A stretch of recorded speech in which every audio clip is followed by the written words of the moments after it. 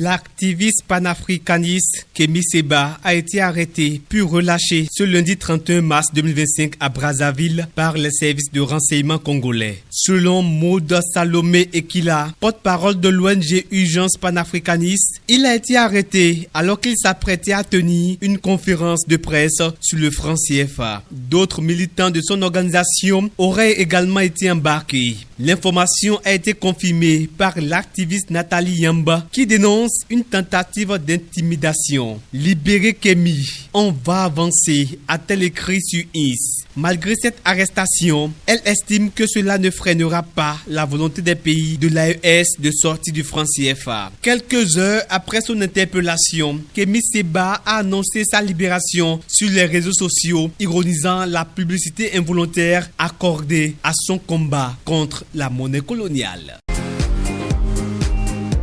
Les présidents français Emmanuel Macron et algérien Abdelmadjid Tebboune ont acté ce lundi 31 mars 2025 une relance de la relation entre les deux pays, une première depuis 2022. Au sorti d'un échange téléphonique, les deux chefs d'État échangent sur les relations bilatérales après des mois de crise qui doivent se concrétiser par une reprise de la coopération sécuritaire et migratoire, selon un communiqué officiel. Les deux chefs d'État ont réitéré leur volonté de renouer le dialogue fructueux qu'ils avaient consacré avec la déclaration d'Alger en août 2022 et qui s'était traduit par des gestes forts en matière mémorielle, a dit le communiqué. La crise entre les deux pays avait atteint son paroxysme après l'attentat de Mulhouse ayant fait un mort le 22 février commis par un Algérien qui avait fait l'objet de plusieurs demandes de réadmission refusées par l'Algérie. Une rencontre prochaine devrait également avoir lieu selon les informations de l'Élysée.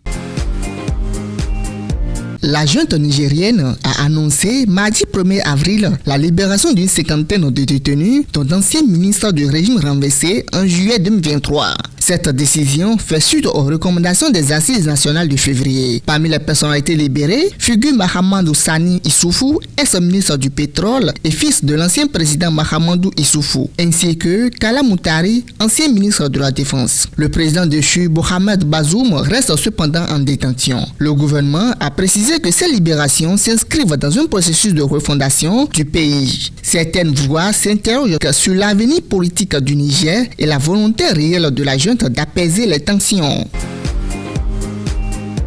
La loi d'interprétation de l'amnistie adoptée par l'Assemblée nationale sénégalaise à 126 voix pour a suscité un vif débat sur la manière de rendre justice après les violences politiques de ces 3 dernières années qui ont fait plus de 65 morts. Les députés du PASTEF ont insisté sur l'importance d'exclure les crimes graves comme les assassinats et tortures de l'amnistie afin de lutter contre l'impunité et de permettre des enquêtes sur ces faits. De l'autre côté, les députés de l'opposition ont dénoncé une justice partiale, accusant le pouvoir en place de protéger ses partisans. Pour les militants du PASTEF, seule une justice équitable permettra la réconciliation et le pardon. Désormais, les enquêtes pourront être ouvertes et les plaintes des familles des victimes pourront être déposées devant la justice. À l'occasion de la célébration des 65 ans de la commémoration de l'indépendance sénégalaise, célébrée ce 4 avril 2025, le président Bassirou Diomaye Faye a pris une décision historique, rebaptiser le boulevard de Gaulle en boulevard Mamadou Dia. Ce choix symbolique marque une reconnaissance nationale envers l'un des principaux artisans de la section du Sénégal à la souveraineté internationale. Ce geste qui inscrit davantage Mamadou Dia dans la mémoire collective revêt une signification particulière. Anciennement appelé Allée Cousin, ce tasse emblématique de Dakar fut le théâtre du deuxième défilé de l'indépendance le 4 avril 1962, une initiative prise par Mamadou Dia lui-même alors qu'il occupait la fonction du président du conseil. En donnant le nom de Mamadou Dia à ce tasse majeur de la capitale, l'État sénégalais réhabilite une figure essentielle du nationalisme sénégalais et panafricain. C'est jeudi 3 et vendredi 4 avril 2025, la capitale rwandaise Kigali accueille le premier sommet mondial de l'intelligence artificielle en Afrique. Organisé en partenariat avec le Forum économique mondial, cet événement rassemble les plus grands acteurs du continent autour des opportunités et défis liés à l'IA, un secteur stratégique dont l'impact économique en Afrique est estimé à plus de 2900 milliards de dollars d'ici 2030. Face à cet enjeu, plusieurs pays ont déjà mis en place des stratégies nationales régionale, tandis qu'à l'échelle continentale, des initiatives émergent pour mieux coordonner les politiques. Ce sommet représente pour le continent une opportunité de définir son avenir numérique et d'exploiter pleinement le potentiel de l'intelligence artificielle pour le métamorphoser ses sociétés et ses économies. La police zimbabwéenne a annoncé ce mardi l'arrestation de 95 personnes à Harare après une manifestation lundi 31 mars appelant au départ du président Emmerson Mnangagwa. La mobilisation qui a rassemblé environ 200 personnes sur la place de la Liberté a été initiée par Blessed Jessa, ancien combattant du parti au pouvoir, le ZANU-PF. Selon les autorités, les manifestants auraient jeté des pierres sur les forces de l'ordre et bloqué temporairement une grande avenue. Ils scandaient des slogans tels que « Ça suffit » et « Mnangagwa doit partir ». Ces actes sont considérés comme une incitation à la violence publique selon l'accusation. La présence policière était renforcée lundi, mais la manifestation a été relativement limitée. Cependant, la peur des tensions a conduit à la fermeture des écoles, commerces et entreprises.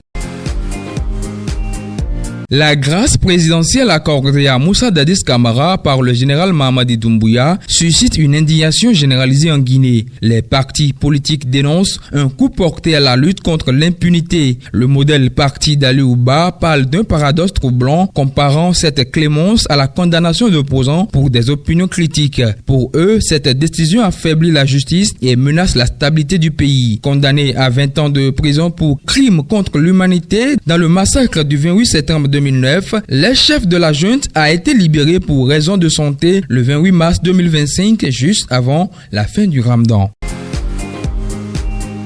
Coup dur pour le RN en France. Le tribunal de Paris a condamné Marine Le Pen à 5 ans d'inéligibilité avec exécution immédiate et 4 ans de prison dont 2 fermes sous bracelet dans l'affaire assistant parlementaire fictif du RN. La Cour a jugé coupable 9 eurodéputés du parti et 12 assistants pour détournement de fonds publics avec un préjudice estimé à 2,9 millions d'euros. Cette sanction empêche Marine Le Pen de suspendre sa peine en faisant appel, compromettant sérieusement sa candidature à la présidentielle de 2027. Le tribunal a souligné son rôle central dans ce système frauduleux et invoqué un trouble à l'ordre public et au fonctionnement démocratique. Cette décision marque un virage majeur dans sa carrière politique. Reste à savoir comment le RN réagira face à cette exclusion de sa figure emblématique.